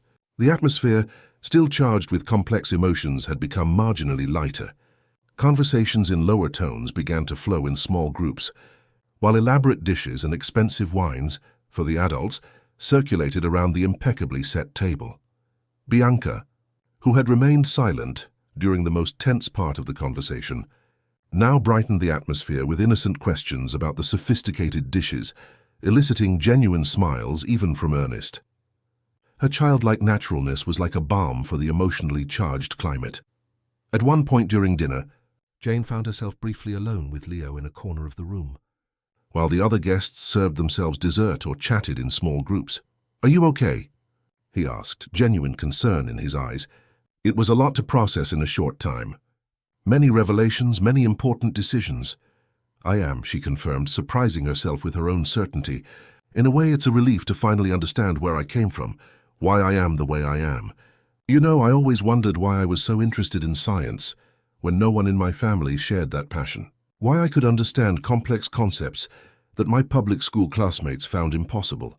Now it makes sense. Your decision to participate in the research," Leo hesitated, clearly choosing his words carefully. "Was it because of me?" "Because if it was, I want you to know you didn't have to feel obligated. I would have been fine either way." Jane considered the question before replying, truly reflecting on her own motivations. Partially, she admitted, with the honesty that characterized her personality. "It would be a lie to say that seeing you, knowing your story, didn't influence my decision. But it's not just because of you. It's for the possibility of helping people, of making a difference. It's for what my mum always taught me, that we have a responsibility to each other, that no one should suffer alone if we can do something about it." She paused, looking towards her parents, who were shyly conversing with Marina Thompson. "And perhaps," she added, more quietly, "it's also a way to make sense of all this. If I was created as part of an experiment, if my DNA was manipulated before I even existed, I want to turn that into something positive. Not just be Subject J in some scientific report, but someone who used this unique situation to help others. You're extraordinary, you know," Leo said with sincere admiration reflected in his gaze. Most people would have reacted with anger, resentment. "You're turning this into something constructive." "No," Jane disagreed, shaking her head. "I'm just a person trying to do what's right, as anyone would in my place. As you would, I'm sure.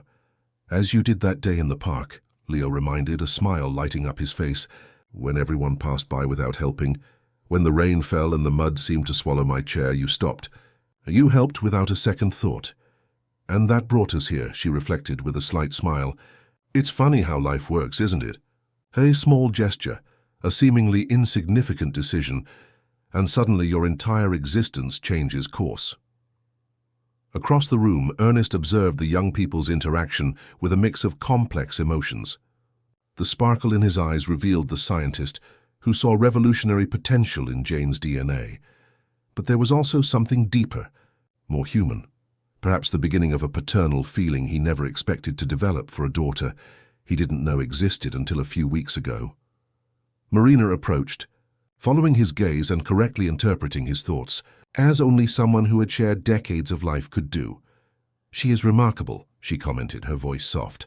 "She has your determination, your focus, your intelligence, but also an emotional wisdom that comes from the upbringing she received, from the values Louis and Celia instilled in her. They did an incredible job, Ernest. They did," he agreed, without taking his eyes off Jane. Sometimes I wonder if I have the right to enter her life like this, after all these years. If I'm not being selfish by bringing her into this world, into this project.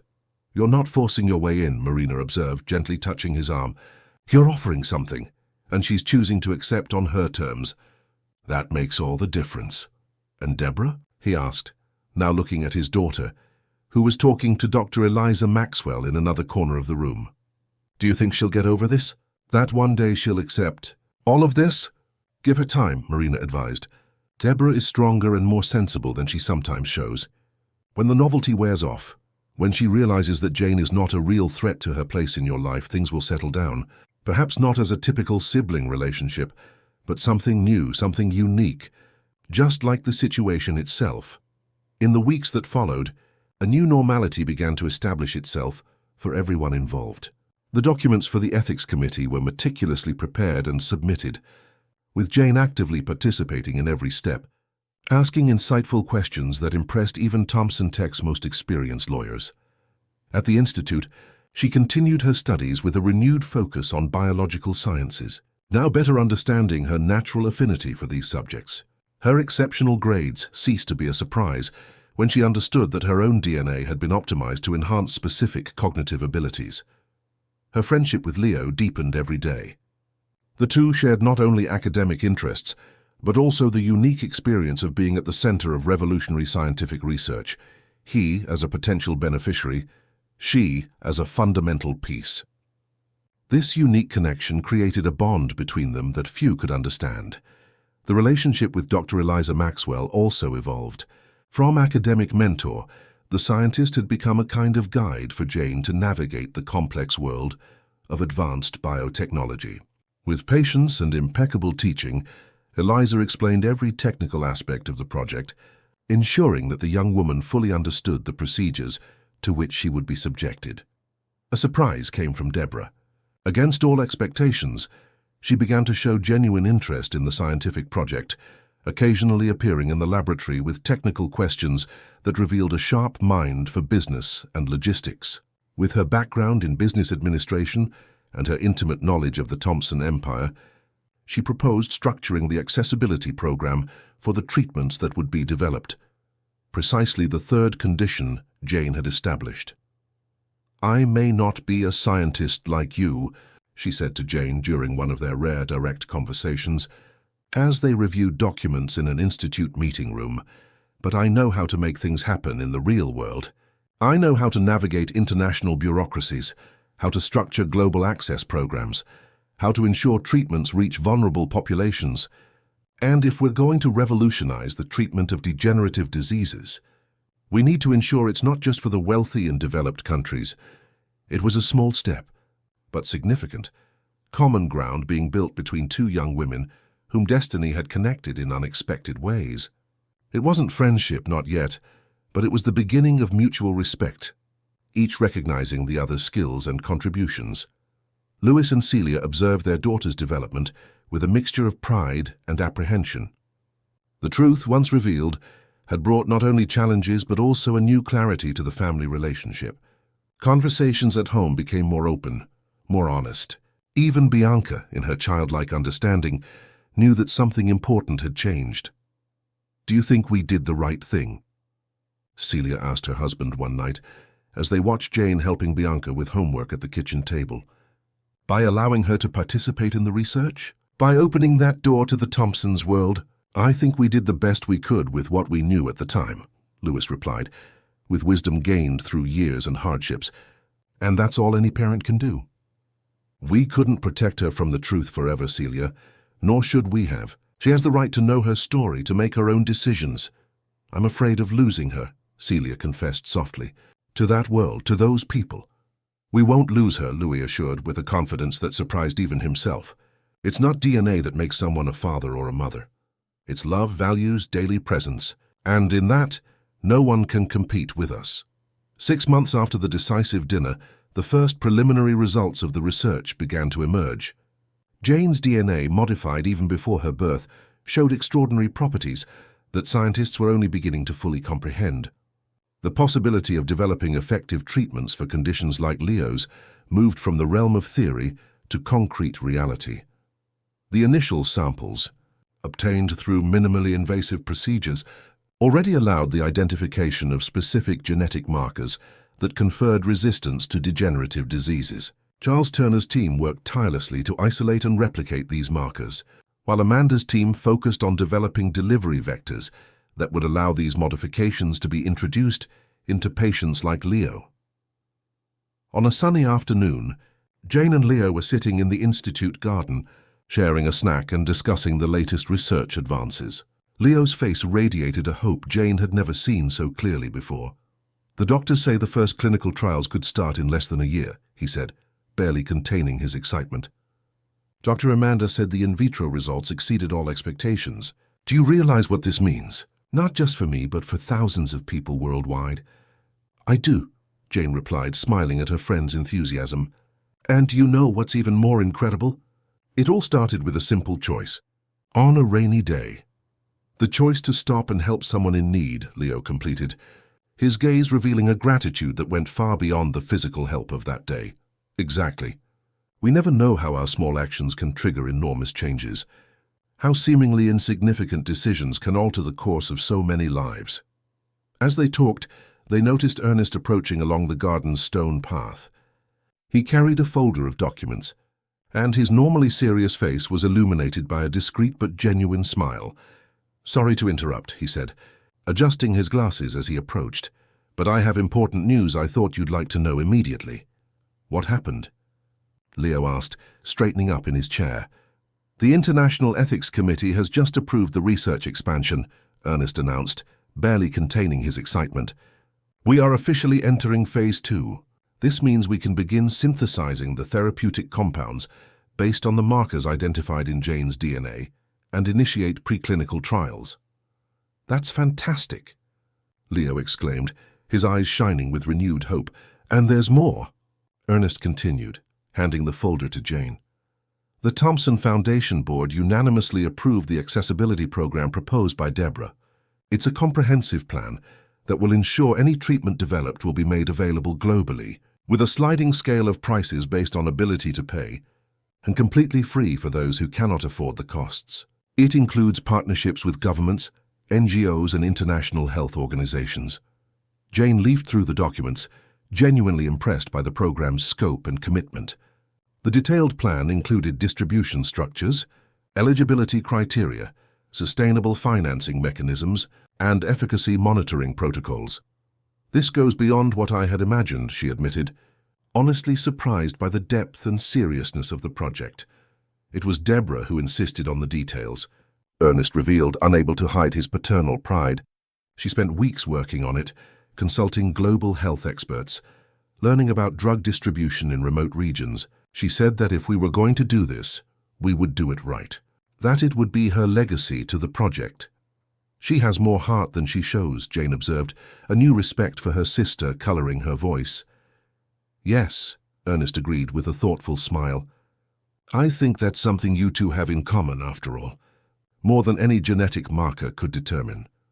When Ernest walked away, Jane remained seated beside Leo, reflecting on the extraordinary journey her life had taken in just 6 months. From a girl from Brixton, concerned with school assignments and bills to pay, to the central piece of revolutionary research, from a young woman with simple dreams to someone with the power to transform the future of medicine. The twists and turns, the discoveries, the revealed secrets, everything seemed almost unbelievable, like a novel plot. "What are you thinking about?" Leo asked, noticing her contemplative expression. "How unpredictable life is," she replied, watching a butterfly delicately land on a nearby flower. "How sometimes the biggest challenges lead us to the most extraordinary places. How the truth, however painful it may be initially, always opens paths for growth and transformation. And how, sometimes, the greatest stories begin with the simplest gestures," Leo added, his gaze meeting hers, "like reaching out to someone on a rainy day." Jane smiled, looking up at the blue London sky, a city of contrasts, of challenges, of infinite possibilities. A city that, like herself, contained multitudes within it. Stories of struggle, of overcoming, of redemption. Stories of ordinary people making extraordinary choices. of small gestures triggering great transformations. "Do you know what else I learned from all this?" she asked rhetorically. "That it's not our genes that define who we are, nor our origin, nor even our talents. It's what we choose to do with what we have. It's the small and big decisions we make every day." "Like the decision to help a stranger in a park," Leo agreed. "Like the decision to face the truth, however painful. Like the decision to forgive and move forward." As the sun began to set, painting the London horizon with shades of orange and pink, Jane knew with a quiet certainty that no matter what the future held, more challenges, more discoveries, more revelations, she would be ready. Not because her DNA was special, not because she was the biological daughter of a billionaire, but because she had found her own strength, her own truth. And that, perhaps, was the greatest discovery of all.